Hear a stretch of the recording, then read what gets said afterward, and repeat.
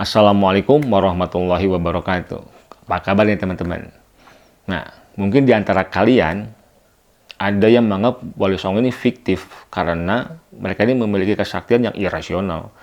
Nah, di kesempatan ini gue akan mencoba menceritakan rasionalitasnya Wali Songo nih teman-teman.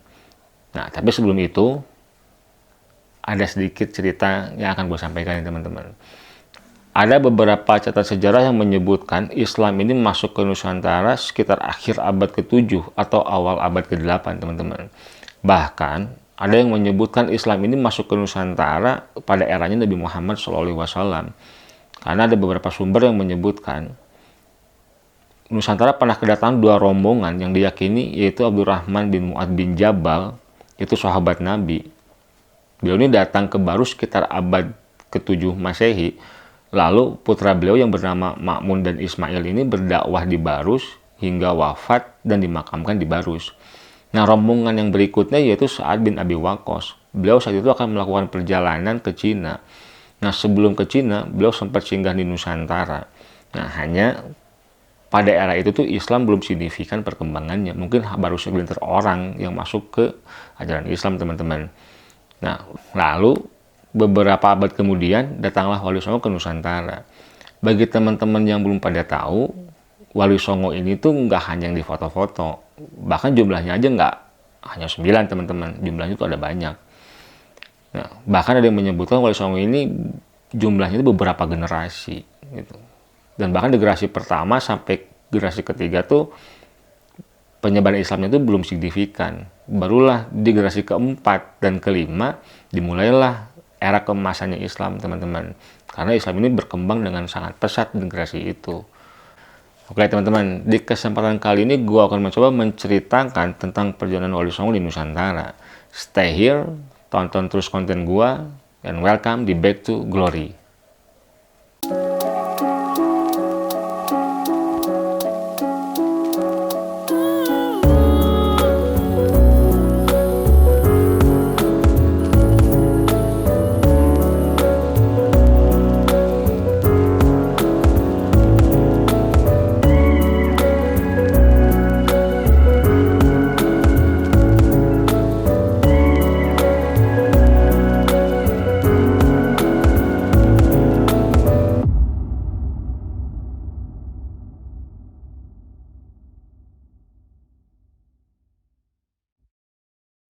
Sebelum gue bercerita tentang Wali Songo, jauh sebelum Islam masuk ke Nusantara, masyarakat Nusantara ini udah memiliki sistem kepercayaannya sendiri.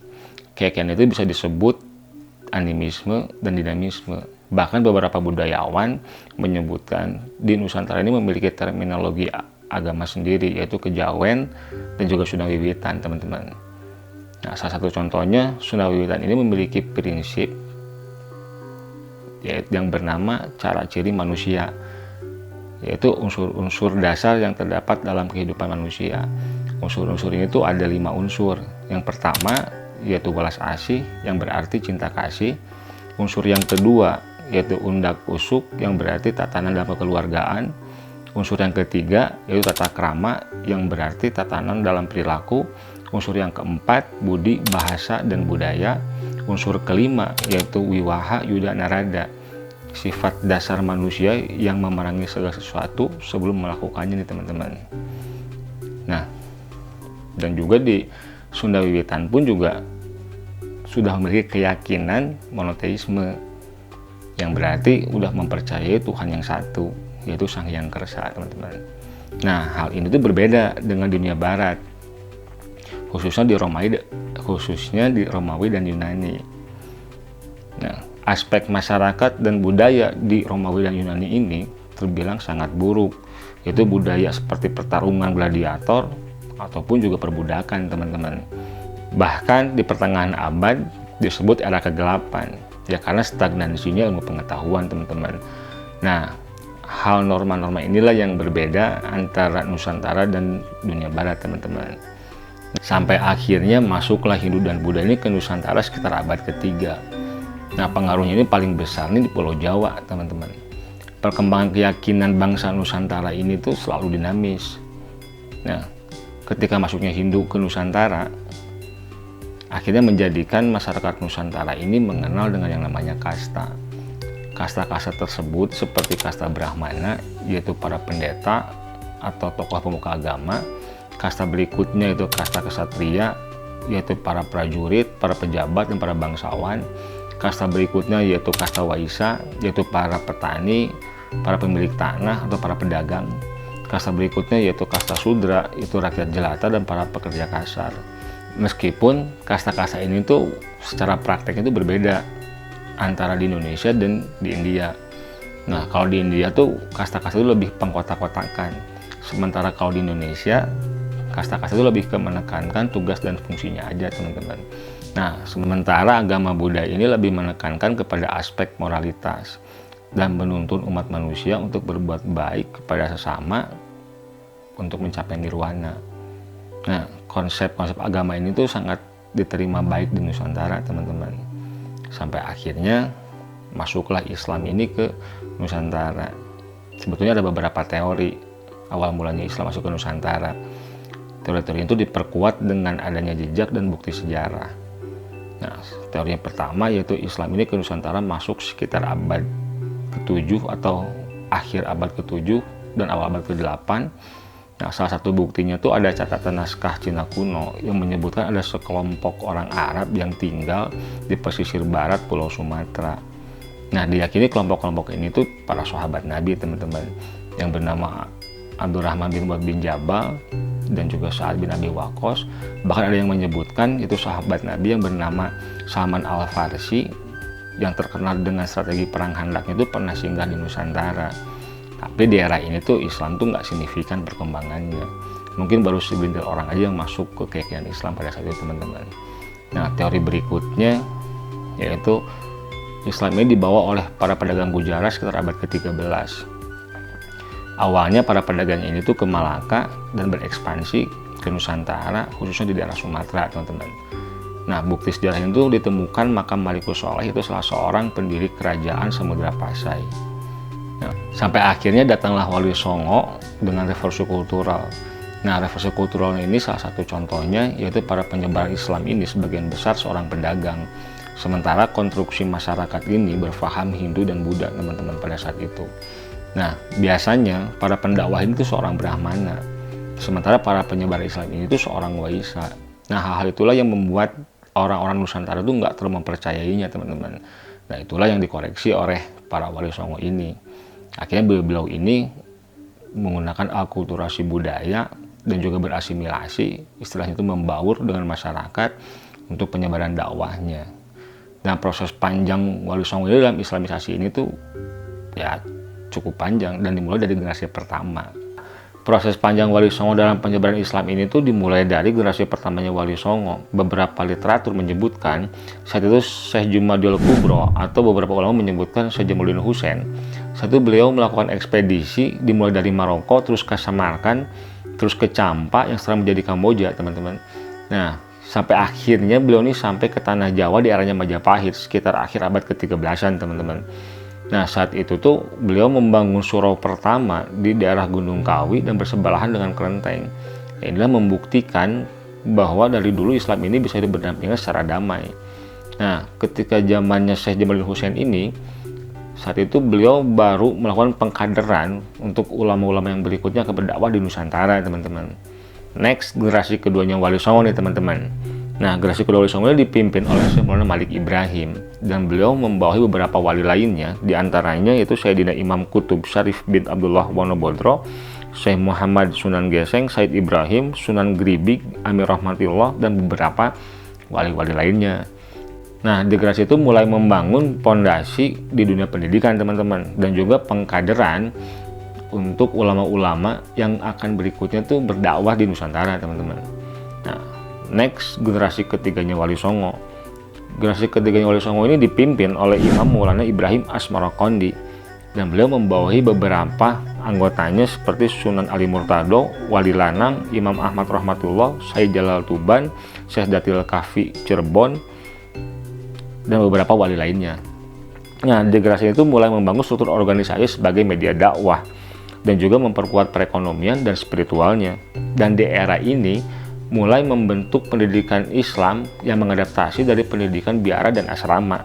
Dan juga sama dengan hal yang sebelumnya teman-teman, yaitu pengkaderan ulama-ulama untuk berdakwah di generasi yang berikutnya. Next, generasi keempat Wali Songo nih teman-teman. Nah, mulailah di generasi ini tuh mulai berkembang Islam tuh secara pesat dan signifikan nih teman-teman. Di generasi ini dipimpin oleh Imam Ahmad Rahmatullah atau lebih dikenal dengan nama Sunan Ampel. Dan beliau tuh putra dari Maulana Ibrahim Asmarakandi. Beliau memimpin beberapa wali lainnya seperti Sultan Abdul Fattah, Sunan Derajat, Syekh Magdum Ibrahim, Syekh Maulana Usman Haji, Syekh Muhammad bin Abdurrahman, dan beberapa wali-wali lainnya nih teman-teman. Di generasi ini tuh mewariskan konsep pesantren yang eksis sampai saat ini teman-teman. Konsep pesantren ini tuh transformasi dari sanggar, padepokan, dan karesian yang memang udah ada pada zaman Hindu Buddha. Nah, dan di generasi ini pun juga kitab-kitab pendidikan seperti Tingkahing Wiku dan Sila Krama itu masih dipakai, bahkan dikolaborasikan dengan kitab Islam tentang pendidikan seperti Ta'limu Ta'lim dan Adabun Yawadin. Jadi nilai-nilai yang sama seperti penghormatan murid kepada gurunya, akhlak guru kepada muridnya, dan tanggung jawab guru kepada muridnya ini tuh dikolaborasikan nih teman-teman.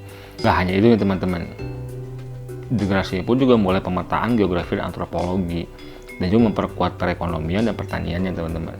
Karena memang Sunan Ampel ini tuh orang yang ahli dalam bidang pertanian. Nah, beliau mengelola tanah hadiah dari Hayam Wuruk dan Gajah Mada sehingga bisa menghidupi dakwah dan pendidikan nih teman-teman. Nah, dan juga di generasi ini tuh struktur organisasi itu udah makin rapi dan makin disempurnakan. Nah, makanya lahirlah seorang negarawan, seorang ekonom, seorang ahli pertanian yang diantaranya itu dipimpin oleh putra beliau yang bernama Maulana Hashim. Beliau ini seorang ulama, seorang ahli fikih, dan juga seorang ahli tasawuf, dan bahkan beliau pun juga seorang ahli ekonomi. Nah, beliau tuh mampu memberdayakan umat sehingga para fukoro, para masakin, dan para aitam, dan juga para santri ini terjamin kehidupannya nih teman-teman. Nah, di generasi keempat itu melahirkan tokoh-tokoh yang sangat fenomenal dan sangat luar biasa bagi gue nih teman-teman. Salah satunya yaitu Sultan Abdul Fattah. Beliau ini seorang ahli ilmu yang sangat bijaksana teman-teman. Nah, bahkan beliau pun juga orang yang memiliki wawasan kebangsaan yang cukup luas. Dan beliau seorang negarawan, seorang politisi yang sangat baik dalam membentuk struktur pemerintahannya di zamannya. Dan pengaruh beliau tuh sampai ke Malaka hingga sampai ke Turki pada zamannya teman-teman. Nah, tokoh berikutnya di generasi ini tuh ada Maulana Ja'far Shadiq atau lebih dikenal dengan nama Sunan Kudus. Beliau ini seorang ahli hadis, seorang ahli fikih, dan beliau pun juga seorang ahli dalam ilmu kelautan teman-teman. Nah, dan juga beliau seorang ahli dalam membentuk pola pendidikan, sehingga beliau ini mampu mensejahterakan kerajaan dan lingkungan teman-teman. Bahkan beliau pun juga seorang budayawan teman-teman. Nah, ada lagi nih tokoh lainnya nih di generasi ini yang bagi gue sangat luar biasa juga teman-teman, yaitu Syekh Abdul Jalil. Beliau ini seorang sufi, seorang ahli fikih, bahkan beliau ini seorang ahli diplomasi teman-teman. Beliau ini mampu meredam segala bentuk gejolak yang akan menimbulkan perpecahan teman-teman. Nah, dan tokoh lainnya di generasi ini tuh yaitu Syekh Magdum Ibrahim atau lebih dikenal dengan nama Sunan Bonang. Nah, beliau ini yang akan meneruskan kepemimpinan Wali Songo di generasi berikutnya teman-teman.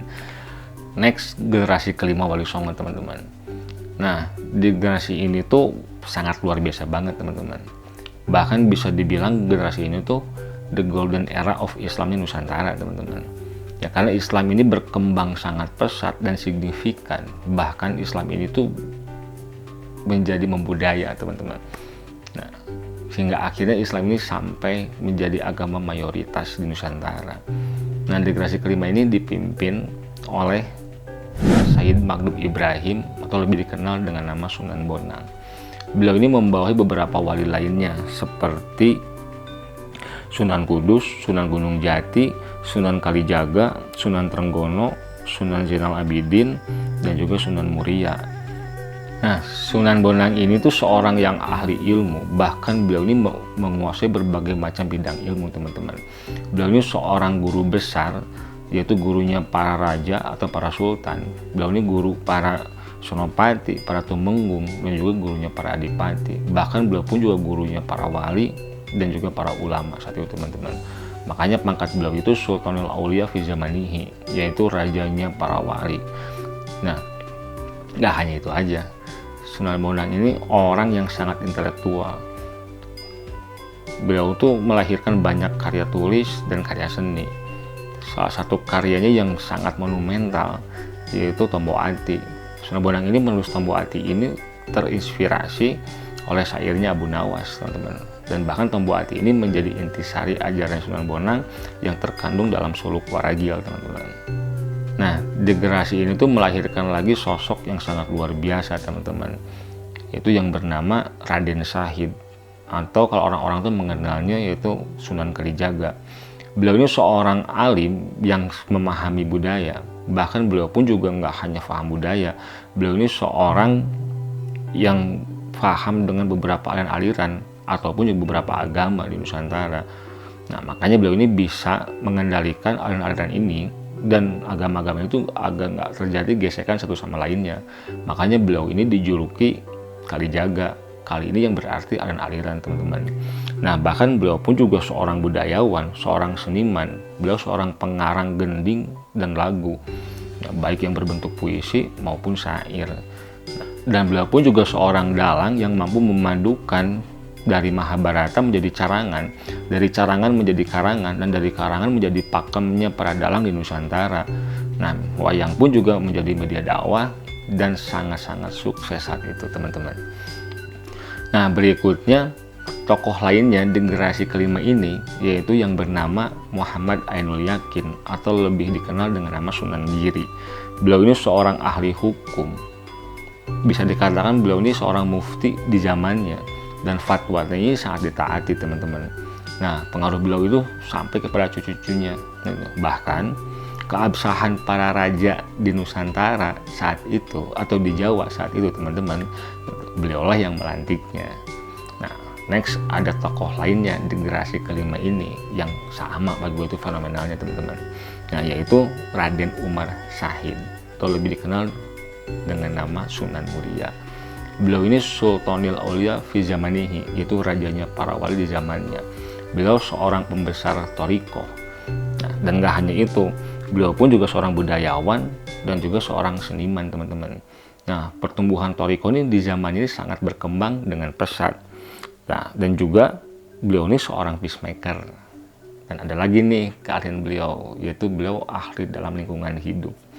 Nah, salah satu jejaknya bisa teman-teman temukan kalau teman-teman ini ziarah ke makamnya di Kudus, teman-teman. Salah satu oleh-oleh yang terkenal itu kayu pakis. Jadi gini nih ceritanya awalnya. Sunan Muria ini saat itu tuh membina kelompok tani. Nah, kalau misalkan diserang tikus atau hama tikus saat itu, teman-teman. Nah, menurut Sunan Muria ini tikus-tikusnya jangan dimatiin. Ya, karena masih makhluk Tuhan. Tikus ini hanya boleh diusir, teman-teman. Nah, makanya Sunan Muria ini menyimpan kayu pakis itu, teman-teman. Nah, karena ada dua makna nih di kayu pakis ini tuh. Makna yang pertama yaitu spiritual sebagai karomah. Dan sementara secara ilmiah, kayu pakis ini tuh bisa mengusir tikus-tikus ini karena tikus-tikus ini nggak suka dengan aromanya, teman-teman. Tokoh berikutnya di generasi kelima ini ya sama halnya fenomenalnya juga, teman-teman, yaitu Syekh Ali Zainal Abidin, atau lebih dikenal dengan nama Qodri Demak. Beliau ini seorang ahli ilmu dan juga beliau ini memiliki kebijakan dalam syariat yang sangat dihargai pada waktu itu, teman-teman. Nah, dan beliau pun juga sangat sukses dalam menjaga pemerintahan, keamanan, dan juga pertahanan nasional, teman-teman. Next, berikutnya tokoh lainnya nih di generasi ini yang ini sangat luar biasa, teman-teman, nih bagi gue nih. Ya, dialah Sunan Gunung Jati, atau yang bernama Syarif Hidayatullah, teman-teman. Beliau ini orang yang sangat memahami ilmu, dan bahkan beliau pun juga seorang negarawan, seorang seniman atau budayawan, dan beliau pun juga seorang ahli strategi. Ya, karena beliau pun juga seorang sultan di Kesultanan Cirebon. Nah, pengaruh beliau ini tuh sangat luas banget, teman-teman, baik di kalangan muslim maupun kalangan non-muslim. Bahkan beberapa catatan sejarah menyebutkan menteri keuangannya beliau ini tuh seorang Tionghoa. Ya, ini tuh menggambarkan kalau beliau ini tuh orang yang sangat open minded, Beliau ini nggak peduli mau rasnya apa, mau agamanya juga apa gitu. Yang terpenting untuk kepentingan umat nih teman-teman. Nah, beliau pun juga orang yang sangat disegani dan dicintai umat. Dan beliau pun juga pelindung umat dan pelindung bangsa nih teman-teman. Dan Sunan Gunung Jati pun juga mewariskan 5 dasar dalam kehidupan manusia yang dinamakan Pancalaku teman-teman. Nah, yang pertama yaitu wedianing Allah, takutlah kepada Tuhan. Yang kedua, gegunem sifat kang puji, itu mengusung sifat-sifat terpuji. Yang ketiga, dan welas asih ing sapapada, yaitu utamakan cinta kepada sesama. Yang ketiga, angadahna ing papadu, itu jauhi pertengkaran. Yang kelima, amapesa ing binabatan, yaitu jangan serakah dalam kehidupan bersama. Nah, dan beliau pun juga terkenal dengan adagiumnya teman-teman, yaitu insun titip tajuk dan fakir miskin, yang artinya beliau ini mewariskan atau mewasiatkan kepada masyarakat agar selalu menjaga masjid dan juga peka terhadap kehidupan rakyat miskin teman-teman. Nah, itulah teman-teman perjalanan Wali Songo, cukup rasional kan. Nah, bisa dibilang sebelum kedatangan Wali Songo ini, para penyebar Islam ini nggak menggunakan pendekatan kebudayaan untuk berdakwah teman-teman. Nah, mereka ini mengajarkan apa itu Islam, dan mereka tuh hanya mengajarkan ritual-ritual apa saja yang wajib dilakukan. Nah, sementara Wali Songo ini datang dengan dakwah yang lebih mudah difahami dan membaur dengan masyarakat Jawa pada saat itu teman-teman. Nah, dan juga dakwah Wali Songo itu menyentuh aspek rasa yang memang memiliki hubungan erat dengan konstruksi sosial masyarakat khususnya di tanah Jawa teman-teman. Nah, dan juga Wali Songo ini lebih mendahulukan aspek kognitifnya dulu ketimbang aspek afektifnya dulu teman-teman. Nah, terutama yang terkait dengan etik dan moral. Jadi mereka tuh membangun dulu etika dan moralnya dulu. Ketika dua hal ini udah terbentuk, barulah mereka membangun spiritualitasnya teman-teman. Nah, memang harus diakui sedikit banyak ini ada pengaruh kekuasaan untuk mempercepat proses islamisasi itu teman-teman. Ya dikarenakan anggota beliau pun juga beberapanya ada seorang sultan. Tapi mereka ini nggak menggunakan metode politik atau birokrasi untuk berdakwah atau untuk islamisasi. Nah, tetapi metode akulturasi budaya dan asimilasi yang dominan dilakukan oleh Wali Songo pada saat itu teman-teman. Oke, sekian konten gua kali ini. Mohon maaf kalau ada salah-salah kata, dan kita kirim Fatihah buat para Wali Songo ini sebagai bentuk rasa terima kasih kita karena jasa beliau yang sungguh sangat besar banget teman-teman, yang akhirnya Islam ini menjadi agama mayoritas di Nusantara. Oke, see you in next content. Wassalamualaikum warahmatullahi wabarakatuh.